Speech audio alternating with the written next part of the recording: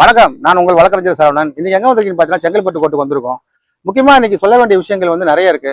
அதாவது இந்த முத்ரா லோன் எடுத்திருக்காங்க பாத்தீங்களா, இந்த முத்ரா லோன் அன்செக்யூர்ட் லோனு. இப்போ இந்த முத்ரா லோன் எடுக்கிறதுக்கெல்லாம் கவர்மெண்ட் ஸ்கீம்ல கொடுத்துருக்க MSME லோனு இதுக்கெல்லாம் ஸ்ட்ரைட்டாவே OS போட்டு இப்போ கோர்ட்டுக்கு கொண்டு வந்துடுறாங்க. இப்போ பாத்தீங்கன்னாக்கா முத்ரா லோன் நிறைய பேர் இது வரைக்கும் நம்ம சொல்லாத ஒரு டாபிக் தான் இந்த முத்ரா லோன். இந்த முத்ரா லோன்ன்றதை பொறுத்த வரைக்கும் உங்களுக்கு ஒரு 5 லட்சத்துல இருந்து நிறைய 10 லட்சம் வரைக்கும் நிறைய இதுல கொடுக்குறாங்க. இப்போ முத்ரா லோனு, இப்போ MSME லோனு இது பார்த்தீங்கன்னா புதுசாக தொழில் தொடங்குறதுக்கு, மிஷினரி, கடைக்கு, அப்புறம் team work, working capital. So அது அன்செக்யூர்டு கொடுக்குறாங்க, செக்யூரிட்டி கொடுக்குறாங்க, நிறைய டேர்ம்ஸ்ல லோன் கொடுக்குறாங்க. பட் இதில் பார்த்தீங்கன்னா அந்த ஃபர்ஸ்ட் எல்லாம் பார்த்தீங்கன்னா முத்ரா லோன் கொஞ்சம் லூஸாக விட்டுட்டாங்க. இதை ஃபர்ஸ்ட் பார்த்தீங்கன்னாக்கா கவர்மெண்ட் பேங்க்ஸ் கொடுத்துருந்தாங்க. இப்போ NBFC சேர்த்து கொடுக்க ஆரம்பிச்சாங்க இந்த முத்ரா லோன்.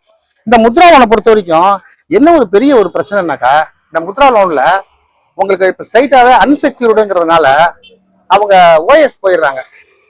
OS போயிட்டு அவங்க என்ன பண்றாங்க, அந்த ஒரிஜினல் சூட்டை ஃபைல் பண்ணிட்டு அவங்க EP கொண்டு வந்துடுறாங்க. இப்ப EP கொண்டு வந்ததுக்கு அப்புறம் பாத்தீங்கன்னா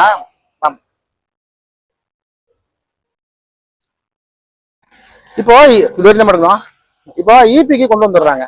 இப்போ எக்ஸிக்யூட்டிவ் பெட்டிஷன் வரதுக்கு முன்னாடியே பாத்தீங்கன்னாக்கா இந்த ஆர்பிட்ரேஷன் அப்படின்ற கிளாஸே இல்லாம ஸ்ட்ரைட்டாவே ஒரிஜினல் சூட்டை ஃபைல் பண்ணிடுறாங்க. ஒரிஜினல் சூட்டுங்கிறது உங்களுக்கு தெரியும், ஆர்டர் 7 ரூல் 1ல CPCல கொடுக்குற ஒரு முக்கியமான விஷயம். இந்த ஒரிஜினல் சூட்டை பொறுத்த வரைக்கும் அவங்க EP கொண்டு வந்துட்டதுனால ஸ்ட்ரைட்டா சம்மன்ஸ் சர்வ் பண்ணிடுறாங்க சிவில் கோர்ட்ல இருந்து. இப்போ கிரிமினல் கோர்ட்டா இருந்தாலும் பரவாயில்ல, இப்போ சிவில் கோர்ட் சம்மன். ஸோ இப்போ முத்ரா லோன் ரொம்ப ஸ்ட்ராங்கா, MSME லோன் ஸ்ட்ராங்கா பார்க்க ஆரம்பிச்சிட்டாங்க. ஃபர்ஸ்ட் அவங்க அனுப்புற வழக்கம் போல டிமாண்ட் நோட்டீஸ், NPA, நிறைய பேர் முத்ரா லோன் அன்செக்யூர்ட் லோனு அப்படின்னு நினைச்சிட்டு இருக்காங்க. பட் இதை இப்போ சிவியரா பார்க்க ஆரம்பிச்சிட்டாங்க. இந்த RBI சர்க்குலர் மாஸ்டர் ரூல்ஸ் இப்போ போட்டாங்க இல்லையா, ஃபேர் ப்ராக்டிஸ். இதுக்கப்புறம் பார்த்தா ஃபைலிங் எல்லாமே ஸ்ட்ரைட்டாவே இந்த டிஸ்ட்ரிக்ட் கோர்ட்ல ஃபைல் பண்றாங்க.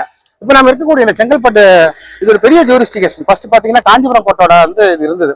இப்போ காஞ்சிபுரம் கோர்ட்டை தனியா பிரிச்சுட்டாங்க, செங்கல்பட்டு தனியா பிரிச்சுட்டாங்க. இதுல பாத்தீங்கன்னாக்கா இப்போ இருக்கிறது பாத்தீங்கன்னாக்கா EP எல்லாம் கேட்டிருக்க EP வரைக்கும் கிளைண்ட்ஸுக்காக இன்னைக்கு வந்திருக்கும். இந்த EPனா என்ன, முத்ரா லோன்ல இந்த எக்ஸிக்யூட்டிவ் பெட்டிஷன்ல என்ன உங்களுக்கு பிரச்சனை அப்படின்னு பாத்தீங்கன்னா, இப்போ இங்க பாத்தீங்கன்னா டிடென்ஷன் வரைக்கும் கேட்கறாங்க. சிவில் அரெஸ்ட்னு சொல்லியிருப்பாங்க பாத்தீங்களா, அதை டிடென்ஷன் வரைக்கும் கேட்கறாங்க.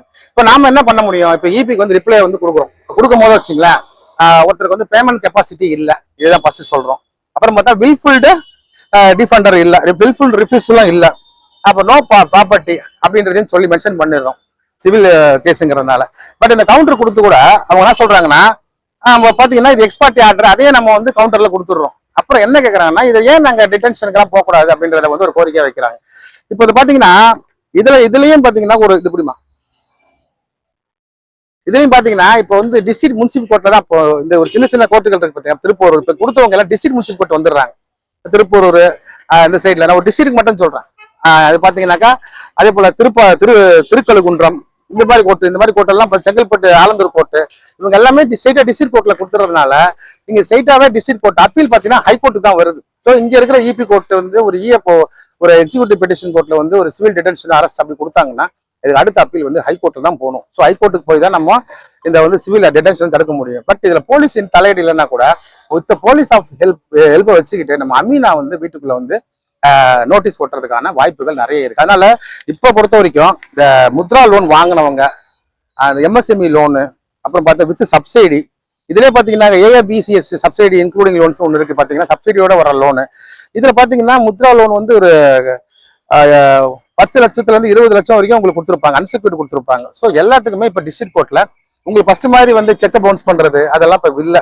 ஸ்ட்ரைட்டா ஒரிஜினல் சூட்டை கேட்ட ரெமிடி கேட்கறாங்க. கவர்மெண்ட் பேங்க், NBFC எல்லாருமே இதுல வராங்க. ஸோ அதனால முத்ரா லோன் வாங்கினவங்க இந்த மாதிரி கவர்மெண்ட் MSME லோன் வாங்கின வித் சப்சிடியா வித்தவுட் சப்சிடி, மிஷினரிக்காக வாங்கினவங்க, வியாபாரத்துக்காக வாங்கினவங்க, கடை வியாபாரத்துக்காகவும், தொழில் அபிவிருத்திக்காகவும், ஒர்க்கிங் கேபிட்டல் இப்படின்னு பல விஷயங்களை லோன் வாங்கினவங்க, அதோட லீகலோட இது அன்செக்யூர்ட் லோனுங்கிறதுனால லீகலா ஒன்றும் பண்ண முடியாதுன்னு நினைச்சுக்கிட்டு இருக்காங்க. ரொம்ப தப்பு. ஏன்னா அன்செக்யூர்டா இருந்தாலும் கூட அதுல எந்த சிவில் கோர்ட்டுக்குன்னு வந்துட்டா எந்த வகையிலையும் அவங்க ரெமிடியை கேட்கலாம். அப்படிப்பட்ட ரெமிடியை கேட்கும் போது நிச்சயமா ஒரு அட்வொகேட்டை வச்சு பதில் சொல்லணும். இது வரைக்கும் முத்ரா லோனை பத்தி கவலைப்படாதவங்க, வாங்காதவங்க, அதை டிமாண்ட் நோட்டீஸ், ரீகால் நோட்டீஸ் ஏதாவது வந்ததுன்னா இப்போ எங்க பாருங்க, இப்போ பல கிளைண்ட்டுக்காக நிக்கிறோம். எதுக்காகனா இப்போ EP வரைக்கும் போயாச்சு, இப்போ வீட்டு வரைக்கும் நோட்டீஸ் ஒட்டிட்டு போயிட்டாங்க அமீனா. ஸோ வேற வழி இல்லாம தான் இப்போ நாங்க அப்பீல் ஆகி கவுண்டர் கொடுத்துட்டு இருக்கோம். அதே போல இன்னைக்கு ஆஜர்படுத்தணும்னா நீ கண்டிப்பா ஆஜர்படுத்தி தான் ஆகணும். ஏன்னா ஒரு சிவில் கோர்ட்டோட ஜட்மெண்ட் ரொம்ப சிவியரா இருக்கும்னு சொல்ல வரேன். இதே கிரிமினல் கோர்ட் இந்த என்பிஎஃப்ஸ் எல்லாம் போடுறாங்க இல்லையா, அவங்க எல்லாம் வந்து வடநாட்டுல கேஸ் போடுவாங்க. வடநாட்டுல கேஸ் போட வாரண்ட் அனுப்புவாங்க. அது அவ்வளவு தூரம் வந்து கிரிமினல் கேஸ் ஃபைல் பண்ண முடியாது. பட் சிவில் கோர்ட்ன்ற எந்த ஜூரிஸ்டிக்ஷன்ல ஒருத்தர் இருக்கும்போது ஒரு கோர்ட்டுக்கு ஆஜராகுங்கன்னு சொல்லும் போது அந்த ஆஜராகம் இருக்கிறது வந்து பார்த்தா சிவில் டிஸ்ஒபீடியன்ஸ் மட்டும் இல்லாம நாளைக்கு வேற ஏதாவது வழக்குகள் வந்தாலும் இதை முன்னுதாரணமா காட்டணும் சொல்லி முடிச்சுக்கிறேன். அதனால முத்ரா லோன் வாங்கினவங்க நிச்சயமா நீங்க கேர் எடுத்துங்க. இந்த லோனை எப்படி வந்து செட்டில்மெண்ட் ஆப்ஷன்ஸ், அது மட்டும் இல்லாம அட்வொகேட்டை வச்சு டேக்கிள் பண்ணி ஃபர்தரா எப்படி போறது முடிவு பண்ணீங்க தவிர லோனை விட்டு ஸ்கிப் ஆகி ஓட பார்க்காதீங்க. அதுதான் வந்து நான் பண்ற பெரிய தப்பு. அதனாலதான் உங்களுக்கு இந்த கோர்ட்ல இருந்தே போடுறேன். முத்ரா லோன் மாதிரி வந்து அன்செக்யூர்ட் லோன்ல வந்து இபி வரைக்கும் போயிட்டா கடைசியில ரொம்ப கஷ்டமா போயின்னு சொல்லி முடிச்சுக்கிறேன். அது மட்டும் இல்லாமல் கோர்ட் வளாகத்தில் நாங்கள் வந்து எடுக்கல, ரோட்ல இருந்து எடுக்கிறோம். இப்போ பிசிஐ ஆர்டர் போட்டிருக்காங்க. அதாவது வந்து பார் கவுன்சில் ஆஃப் இந்தியா கோர்ட்டுக்குள்ளேயும் சரி முங்கேயும் சரி இந்த பிளாக்ஸ் இருக்கக்கூடாதுன்னு. இது ரோட்ல இருந்து நான் போடுறேன், கோர்ட்டுக்குள்ள இல்லைன்றதை திருப்பி வந்து சொல்லிக்கிறேன்.